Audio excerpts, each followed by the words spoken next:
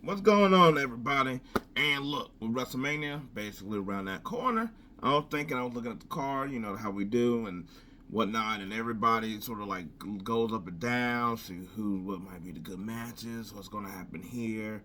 But with that, I also look at like, man, how did we get to this match? You got to see the build of it, and the builds for some of them have been like a little bit of meh. We got here. It's been good. The ending been good. The boring, the what has happened at the beginning, all that other stuff.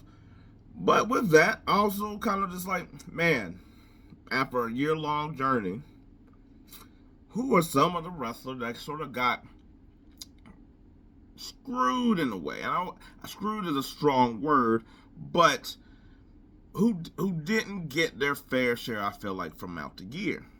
So I was like, I thought about being like, oh, okay, let me just go from 10, 9, 8. Cool. I was like, I could do that. But I just sort of want to go in order of, I guess of that order, I'll just start off. I think that at the bottom is probably, I'm going to go with New Day. So the reason I say New Day is because they were hot with the heat. They had that steam and heat because the way they talk to Big E and all that other stuff, and like for the first couple of weeks, it's like cool. They were doing like the family don't even be associated. There was like other people, wrestlers don't want to be associated and all the other stuff. Had the thing with LWN, Rey Mysterio, and that lasted quite a while. And then it just kept on being so much with the LWO, and then it just didn't go anywhere. And yeah, then even now to this point, I was like, nothing really went after that. I was like, I mean, that the heat could have been crazy when they walked into WrestleMania. Should they have gotten the titles earlier? Possibly. I was like, or just doing other stuff to even lead to this moment. But none really had happened. They had to find a way to get a tag match. So, I don't even know why I did quotes there. It just felt like it was appropriate. So, but they got on WrestleMania. They're getting tag team championships. I was like, so to me, I think that that's what they were at. I was like, somebody else that I think is in that. I was like, it's at the bottom. I thought about putting them higher or whatever. It's Karrion Kross.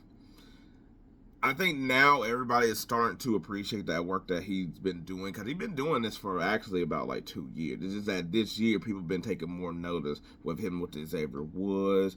I was like him with the Sami Zayn, now him with the AJ Styles, that people are starting. So the reason I don't have this one crazy high or anything like that, and it is kind of low, is the fact that it's like, I feel like people have starting to get behind him more recently than if this was something early on, I was like, then maybe, but I was like, it really hasn't been. I was like, the fanfare for it. I was like, you know, because I was like, I seen somebody, they were talking about, yo, like, why aren't they doing more with Karrion Kross? I was like, Karrion Kross was great and all the other stuff. And I was like, because y'all thought he was boring. And he was also doing this a little bit during that portion. Y'all also thought he was boring. When he had his faction, you was like, oh. I was like, And it's like, cool, the faction makes it not have worked in that type of way, but he was still doing the same thing. It's just more enhanced now because now he's a singles player.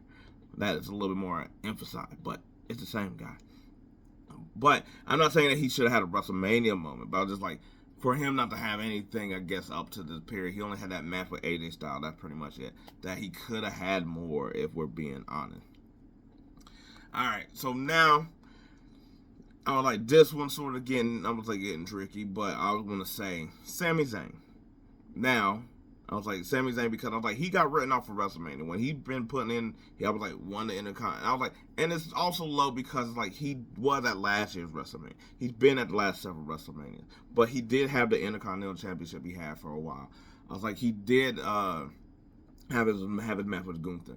I was like, he was doing the Bloodline stuff. He did have like some I want to be champion storyline. I was like, he did get into it with Kevin Owens from Cody Rhodes and all this other stuff. That was like, he was prominent in a lot of storylines. And then I was like, and I think that what sucks more because of this is because Randy doesn't have anybody to feud with, and KO does it. I mean, KO's hurt. That it all felt like it was for naught in a way that, like, he got written off, and it was like, cool, because we got that, all right, it's fine, but now you don't get that. It's kind of like, oh, that's sort of a bummer. So But I was like, for the fact that Sami Zayn still didn't get nothing, but I was like they didn't decide to do like Kevin Owens versus Sami Zayn again or whatever like that. That they were just like, all right, Sami, you just written off, bye. And I was like, look, this could be his own choosing. This could be his own choosing, so take that with a caveat. But if that's the case, that's fine. I was like, but it is weird that there's nothing for him to do, and there probably wouldn't have been nothing for him to do at the same time, or whatever. Now, next up is Lyra Valkyria. I know what you're saying. Hey, she's in the tag team match, and I was like, yeah, that's kind of the point. Like, they didn't do nothing with her for about a month, and I thought that was fine. I didn't think that was the same hoopla that people were making it out to be. But then she started being, hey, work rate Intercontinental Champion or whatever. I was like, losing to Bayley, I was like, I didn't agree with that. But then they brought it back around. They got that thing back around. She beat Bayley, cool, and then she just got thrown together in a tag match that's like, if they would have had like maybe 4 or 5 matches or something like that, or something like, or they would have did their first couple matches back to back earlier and did like some like I respect you, we're gonna be a tag team, sure, but they were just thrown together for the women's tag team match. It all seemed like a cluster anyway for the little gauntlet match, and I was like, the fact that she had to regulate herself as a champion to be in a tag match, knowing that we know that she's not. I was like, I'll be surprised they make her double champ.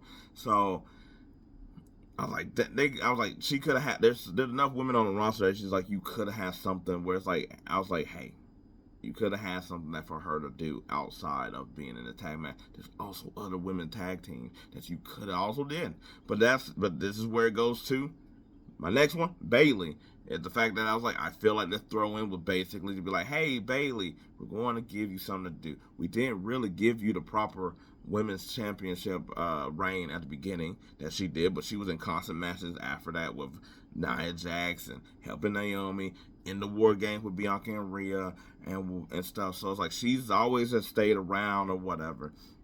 And I think this is pretty much like they sort of did like decent, good, and then like with her throughout the year. But I feel like this one was just sort of thrown in of her being a part of this whole match. Next is I was like the Street Profits. For the whole time, I was like, see, now we're getting into the one where I feel like they're actually sort of getting like screwed over. I was like, I know it's a little bit of my criteria or whatever, but the Street Profits. I was like, hey, they had a chance at a point, held off, finally get the tag match. Guess what? Not going to get it on WrestleMania. It's going to be on the day before WrestleMania. So I was like, it's basically like, okay. And look, this is not saying that everybody needed a match at WrestleMania. I think that was hard. I was like, this one doesn't bother me as much as because, like, well, in this case, it does make sense that this should be on, like, the SmackDown beforehand, just because it was all put together kind of late. But I was like, almost in a similar sense to the New Day. They've been doing this heel stick for a minute. They just now got rewarded, but they didn't really do anything with them to make it pop as much as it could be. Anyway, I was like, I'm not going to say dirty, but Solo Sikoa, how he went from having something to do, whether you liked it or not, I thought it was pretty good. He got better throughout time, along with Jacob Fatu, the Bloodline games. I was like, the battle for the Ufala did nothing. We don't even see the Ufala anymore. That's also what's crazy too. Like, we don't even see that anymore. And Solo has basically, like, he might fight Randy Orton, but he has nothing to do. And I feel like that's a little bit of a disservice that there's nothing for him to do. Come on. I was like, when he was doing a lot of his work during the year, I was like I said, it was slow at the beginning, but he was carrying SmackDown for a good while or whatever. His stuff with Cody Rhodes, I was like, some of it was hit or miss, but I was like, that's what the plan was, and he was putting in the work for it. And I was like, cool, I know that everybody can't win. I understand that. But it does sort of suck that's like, man, ain't nothing that they go for. Like, man, I was like, if it was like him and Jacob going for the tag titles. Nope. I was like, I get it. Jacob Fatu shoots the moon. I get it. I was like, Chelsea Green. I was like, it doesn't even seem like she's going to get a match on SmackDown. I was like, she's not getting one at WrestleMania. They said they talked about her hosting, but she's not going to do that. And I was like, that would have been cool as well too that they could have did. They're not doing that. I was like, Chelsea Green probably been like one of your top women stars this whole year. I was like taking literal trash and making something out of it. Winning the championship and now over here being your undisputed, I was like, women's United States champion. And it's just like, meh. Or whatever. It's all decided, game. I was like, nothing. I was like, it's crazy. I was like, it's crazy for me with that one. And now we're sort of at the main people. Now, I was like, you might have controversy with the first one, but hey, whatever. Liv Morgan, hot ass storyline, had something to do the whole year, was carrying the championship, carrying the show, carrying Judgment Day, doing all this stuff for nearly the whole year, and due to some in and out with the injury or whatever with Rhea, I was like, she was still here. War Games, one crown jewel. I was like, was always so close in a lot of these other matches. It was a star of Elimination Chamber. Get the tag team titles and then get thrown into with a wonky team. That is what she does at WrestleMania. For all of that, because I'll tell you right now, that triple threat women's match should be a fatal 4-way. She has beat Io, even though Io's beat her. She's beat Io. She's beat Rhea, even though Rhea has beat her. Rhea got a rematch clause. Liv didn't. And you can't tell me that Liv and Bianca ain't got stuff either or whatever like that, because they just faced an Elimination Chamber.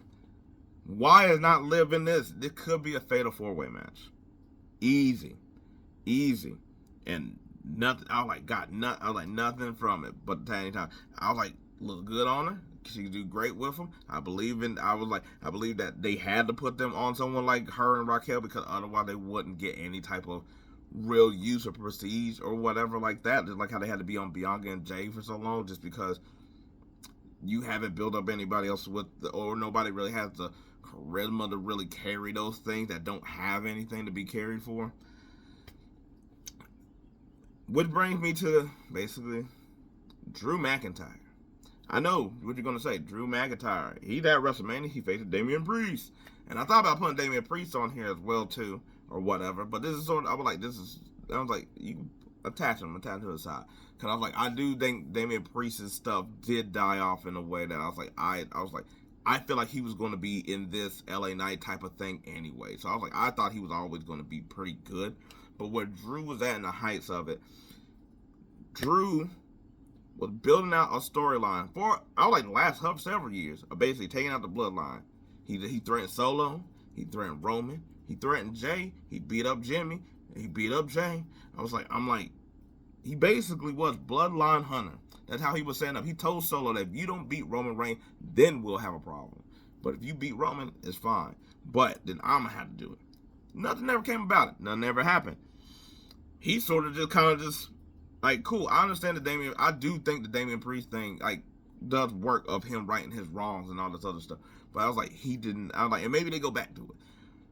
But he hasn't done nothing that, he hasn't came close to around the bloodline, nothing like that. And me, it's crazy because I'm like, he should be in this fatal 4-way with them as well, too. Because Drew got beef with Roman. He got beef with CM Punk.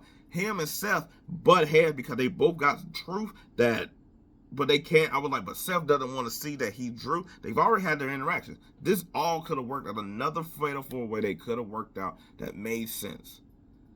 I was like, Drew hates 2 of the 3 participants. And Seth also gets on the nerve, but he also beat Seth for the championship. Seth basically told him that he wouldn't have won without his leg being wonky. And they done had their fight back and forth as well, too. It was in there. It could have worked, but it didn't. And that's the part where it's like, I think I can understand the people's disappointment. It's like, good thing he got on WrestleMania, but at the same time. Now, last but not least, Nia Jax. That's my pick. Nia Jax, basically, since SummerSlam, carried that women's division, carried that championship. I was like, did her thing all year long. And for the second year in a row, after doing really good work both times, nowhere to be seen. nowhere to be seen for the championship, a match. Hell, I don't understand why it couldn't have been her and Candice for the tag team title. They already do have some stuff with Liv, even though they got over for a while with the War Games. But you can put that together because that is a good tag team that's already been established. She sort of got a rematch with Tiffany, but it was just a DQ, so nothing came out of that. Nia Jax, for the second year after basically dominating, because remember the year before, all the person that she lost to was Rhea. She beat everybody else. Nothing. This year, I was like, the only person she lost to was a Tiffany cash-in. Nothing. And to me, that's really weird. But hey. Anyway, who do you think got screwed out of WrestleMania? Either by not having a match, what kind of match they have, where they at on the card. Let me know. Did I miss somebody? Till then, peace. I'm out.